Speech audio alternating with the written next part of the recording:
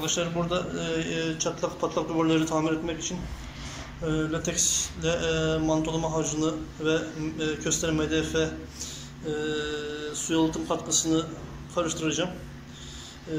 Fileyle duvarlara arkadaşlar bir onarım yapacağım. Bir daha patlamasın. File kullanmazsak gene patlayacak. Su yalıtım filesi kullanacağım. İnce 60 gramlık. Ondan sonra arkadaşlar İsolemin nem boyasını iş bittikten sonra uygulayacağım. Üzerine akabinde binanın kendi boyası uygulanacak.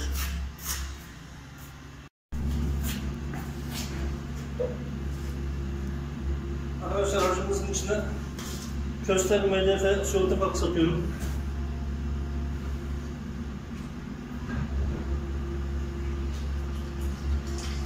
Bu yaptığımız sıvının su geçirimsiz hale gelmesini sağlar. Bir 25 kilo torbaya yarım kilo yetebilir.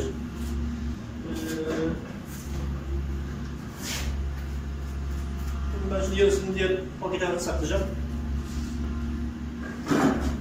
Duvarın ayıtılması için arkadaşlar lateks koyacağım içine. Bu duvara yapışmasının kuvvetlenmesini sağlar ve sert bir yüzey elde etmemizi sağlar.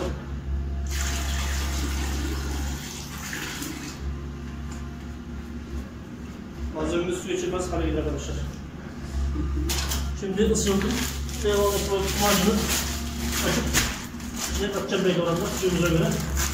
Koyu homojen bir kıvama yaklaşıncaya kadar karıştıracağım. Duvarlarımız arkadaşlar lateksle yiyeceğim astar vazifesi görmesi açısından bu tarafı sıvının duvara yapışmasını sağlamak, daha kuvvetli yapışmasını sağlamak için duvarlarımıza lateks süreceğim arkadaşlar. Sizlere tavsiye ederim. Her zaman videolarımda söylüyorum. Lateks çok kullanışlı bir malzeme. Kapatmamamız için tozumuzu parça parça koyalım. Bir atarsak kapaklanabilir. Karıştırması zor olur. Böyle seferin yöntemiyle harcımızla tozumuzu ilave edersek güzel olur arkadaşlar. Tozumuz suyun üzerine çıkıncaya kadar tozumuzu ilave ediyoruz. Toz kimyasalımızı. Ondan sonra mikserde homojen hale gelinceye kadar dökme şekli karıştırıyoruz. Duvardan atmayacak, odamızdan atmayacak bir kıvam elde edeceğiz arkadaşlar harcımızda. Sonra bunu donatı filesiyle duvarımızı takip edeceğiz. Arkasından bir kat daha uygulayarak süngerimizi çekeceğiz. Duvarımız düzgün bir yüzey haline gelecek. Bundan sonra da boya kullanmamızı yapacağız. Duvarlarımızı lateksle astarlıyoruz.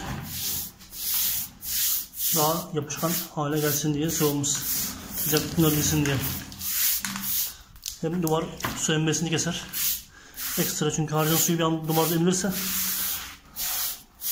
yaptığımız sıvı atabilir. Birkaç gün içinde sıvının suyunu emmemiz gerekiyor. Onun için bu arkadaşlar astarlama vazifesini yapıyoruz. Bu lateks çok önemli bir malzeme arkadaşlar. Bunu pek çok yerde kullanabilirsiniz. Parlak yüzeylere bir şey yapıştırmak istiyorsanız yapıştırmak istediğiniz mineralin içinde lateks katın. Malzemeniz çok yapışkan, mukavemet hale gelir. Bunları arkadaşlar kurşun geçirmez duvar bile indirebilirsiniz bu lateksle. Kattığınız miktara göre. Çimentoyu müthiş sert hale getiriyor.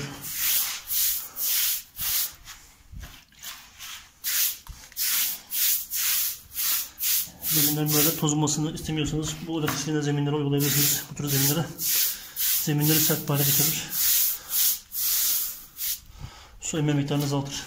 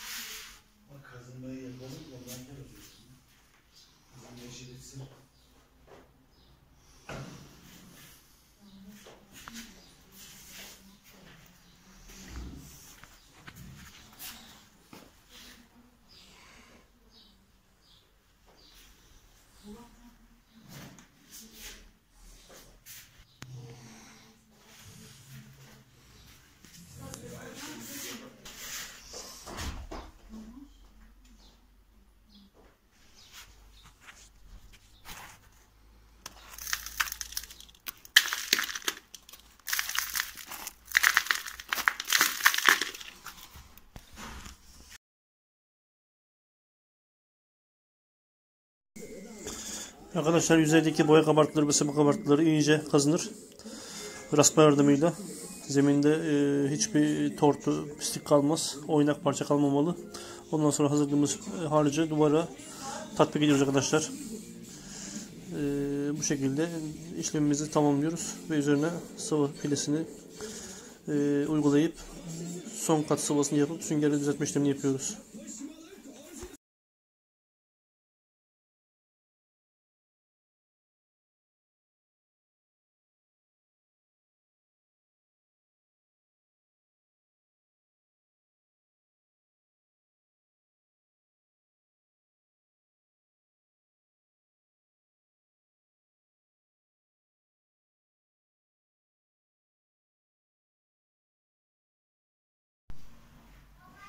Evet arkadaşlar, son kat sıvasını yaptığımız üzere şimdi sünger çekeceğim. Duvarındaki mal izleri kaybolsun diye. Bu süngerle beraber bir arasındaki bağlantı çizgisi de kaybolur. Buradan sonra seyitmez. Böyle bağlaştırıyoruz. Yavaş hareketlerle bağlasına gidelim. Ta ki iki sıvı arasında fark olabildiğince minimuma insin. Şu şekilde arada fark da oluşmamış olur. Tamir kısmı gözükmez.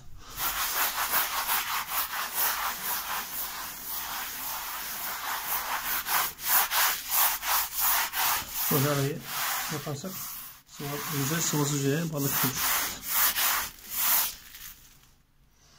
Gördüğünüz gibi iki duvar arası bağlaşmış oluyor.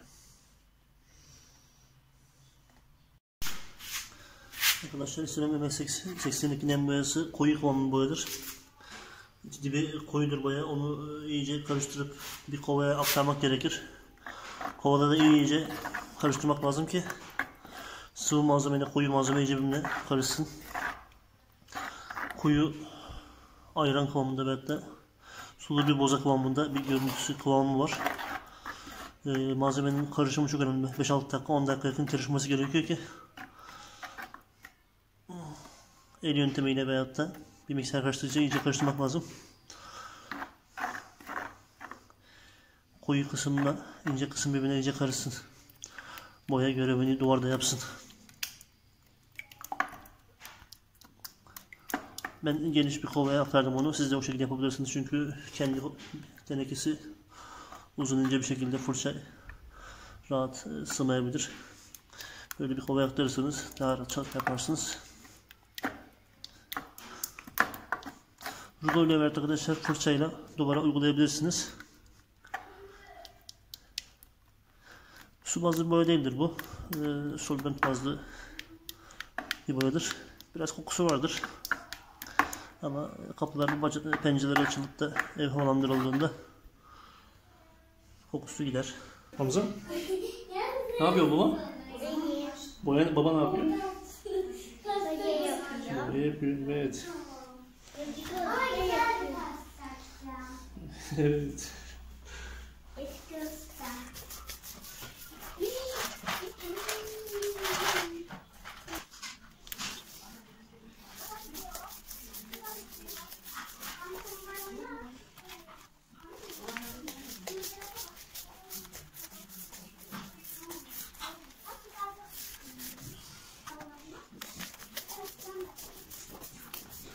Bu yazılması da iyi olmuş. Fotoğraf.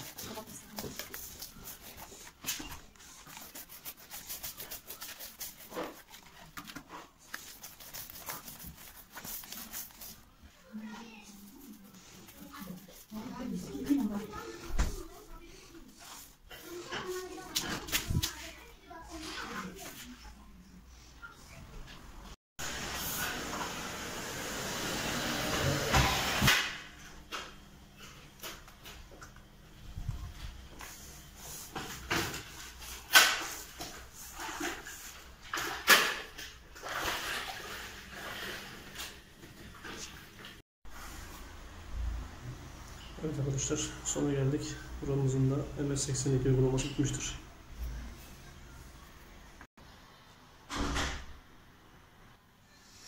Buralarda nem problemi vardı. Onların sorunu da giderildi. Köşelerden yan komşu tarafında arsa var. Arsada problem var arkadaşlar. Arsayı kazdım aşağı doğru, diğer videolarda görürsünüz. Orada likit zift uygulaması, bütün esaslı likit membran uygulaması yaptım. Temeli kazıyıp. Sadece MS80'lik uygulasak yetmezdi buraya. Çünkü sürekli besleyen bir su olayı vardı diplerde. Dışarıdan da bir takım uygulamalar gerekiyordu.